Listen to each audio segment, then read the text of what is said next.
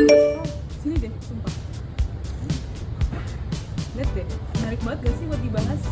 Banget Kar, cocok banget sama mata kuliah kita, konflik dan perdamaian. Nah, coba deh kamu lihat. Pernah nggak sih kehilangan tanah yang udah diwarisin secara turun-temurun? Nah, nggak pernah kan? Nah, ada tahu contohnya di Kalibakar, di Malang sini. Nah, di Kalibakar itu banyak loh warga-warga yang memperjuangkan hak tanah mereka. Tapi ini bukan soal tanah aja tahu, soal masa depan mereka. Yuk, simak lebih lanjut.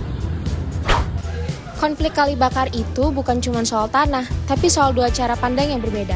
Masyarakat bilang, ini tuh tanah leluhur kita, udah ada dari zaman kakek buyut. Sedangkan negara dan PT Perkebunan Nusantara bilang, ini tuh lahan resmi, udah ada hak guna usaha nomor 49 tahun 88. Tapi kalian tahu nggak sih, kalau sertifikat ini tuh udah habis masa berlakunya dari tahun 2013, makanya konflik ini terus berkepanjangan. Hukum pegang kertas, adat pegang sejarah. Menurut kalian, yang berhak siapa ya? Yang punya sertifikat atau yang punya cerita?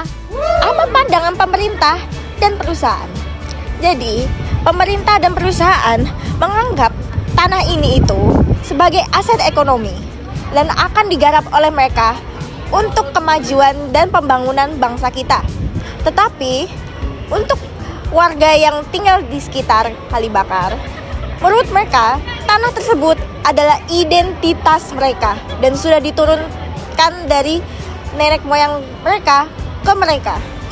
Lalu, apakah ada harapan di tengah konflik ini? Jadi, pada tahun 2024, antara kedua pihak akhirnya menandatangani kesepakatan damai. Namun, perjuangan mengenai konflik ini tetap harus diperjuangkan.